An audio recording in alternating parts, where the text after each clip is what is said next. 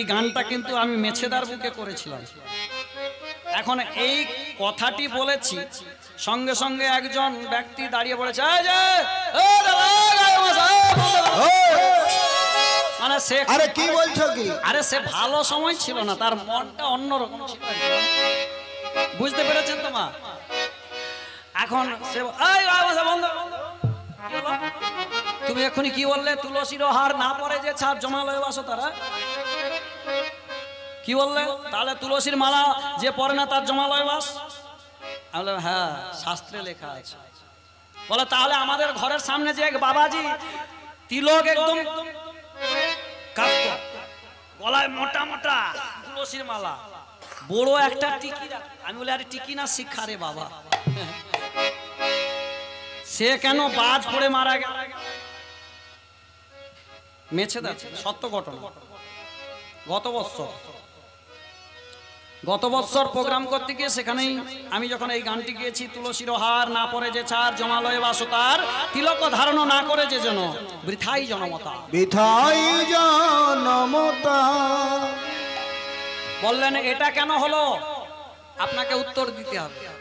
এখন যার বাড়িতে কীর্তন হচ্ছে সে বলে বাবা চুকার গায়ের মাসাকে বলবি না। বাবা ঠিক করেছে, ও বলেছে ঠিকই করেছে। এতজন মানুষ বসে আছে, এতজন ভক্ত বসেছে, কারুর এই কথা বলার সাহস হয় না। ওর যে মুখ থেকে যে এই কথাটা বেরিয়েছে ওকে বাহবা দিতে হয়। হ্যাঁ, আমি বললাম এখানেই বলবো না? হ্যাঁ বলো। শোনো, এখনকার দিনে অনেক বৈষ্ণব সাজছে, মানে সাজা বৈষ্ণব, মরকট্ট বৈরাগ্য সেজেছে, কিন্তু কোনো নিয়ম মানছে না। তারা ভগবানকে পাওয়ার জন্য যুক্তি খোঁজে, এটা করা যাবে না, ওটা করা যাবে না, সেটা করা যাবে না, এটা করা যাবে না, পাবে ভগবানকে?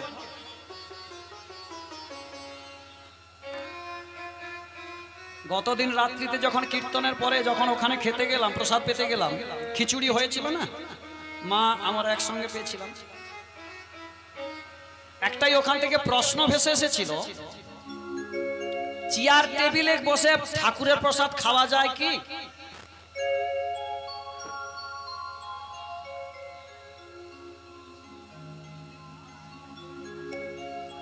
জয় রাধে।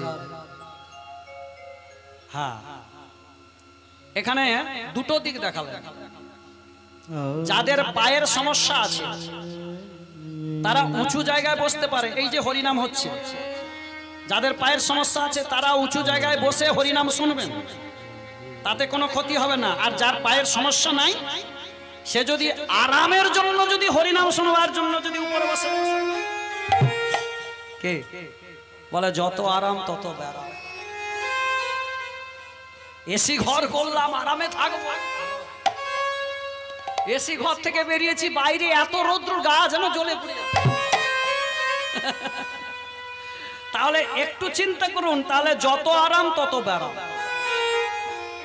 কথাটা এইখানে, যদি কারোর পায়ের সমস্যা থাকে তাহলে কিন্তু সে উপরে বসে প্রসাদ পেতে পারেন, তাতে কোনো সমস্যা নেই। আর যদি না তার পায়ের সমস্যা থাকে, তোমাকে শ্রদ্ধা করে ভক্তি করে নিচে বসে প্রসাদ পেতে। কেন? এই প্রসাদ চিন্ময় বস্তু, মহাপ্রসাদে গোবিন্দে নাম ব্রহ্মণ্য বৈষ্ণবে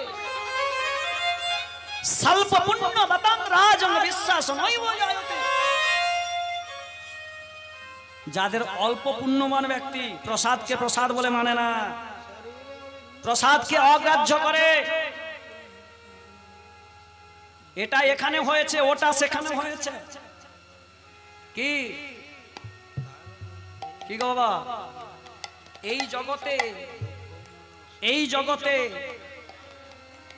নিরামিষ আমিষ, আমার গুরুদেবও বলেছিলেন বাবা, এই জগতে নিরামিষ আর আমিষ বলে এখনো কিছু খুঁজে পাইনি রে বাবা। আমি সেদিন গুরুদেবকে প্রশ্ন করেছিলাম, গুরুদেব তাহলে নিরামিষ আমিষ বলে কিছুই নাই? বলে শোন একটা কথা, এই যে কিছুদিন আগে কিছুদিন আগে যে আমাদের কি হয়েছিল,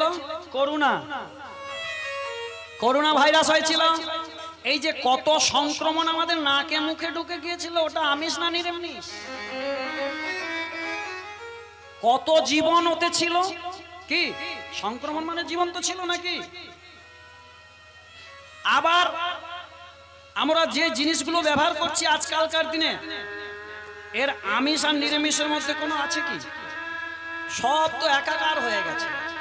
হ্যাঁ, যেটা শাস্ত্রে বলেছে সাত্বিক আহার, অর্থাৎ তুমি যাহা কিছু সেবা করো ভগবানকে দিয়েই সেবা করো, ভগবানকে দিয়েই সেবা করতে বলছে। হরি বল। হ্যাঁ, এবারে বৈষ্ণবদের জন্য গীতাতে আলাদা ভাগ করলেন। সত্য, রজ, তম, তিনটে গুণের খাবার আছে বাবা। তুমি যদি সত্য গুণের খাবার যদি খাও, তাহলে তোমার ভেতরে তাড়াতাড়ি করে প্রেম জাগবে। তুমি যদি রজগুণের খাবার যদি খাও, রজগুণের খাবার কোনগুলো? শশা,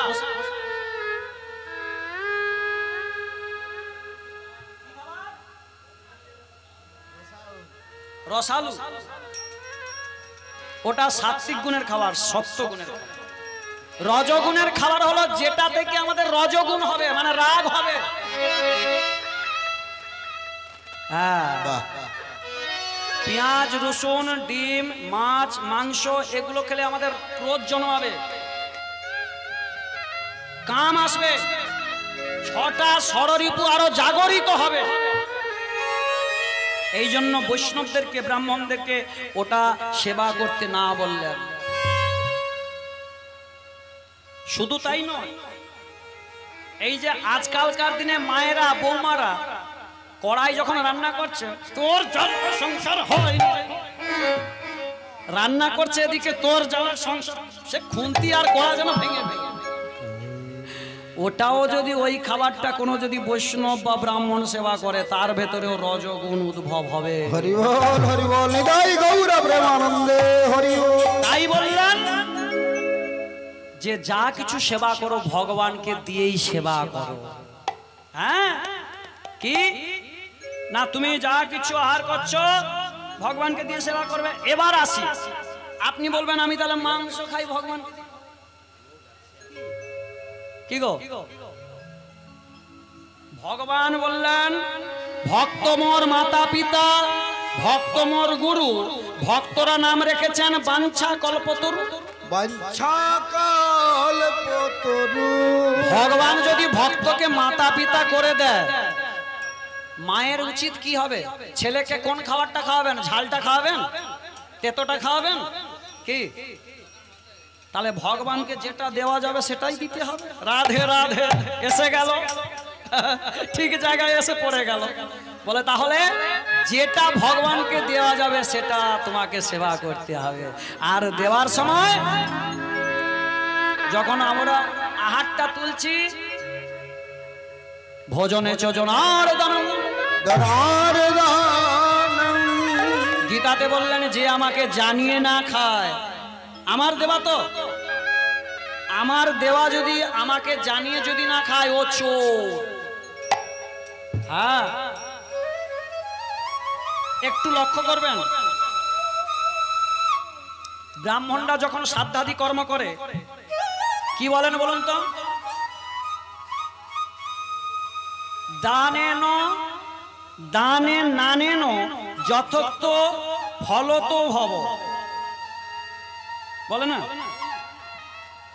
দানে নানেন যো ভগবান যথোক্ত ফলত ভব, মানে দানে মানে যা কিছু দান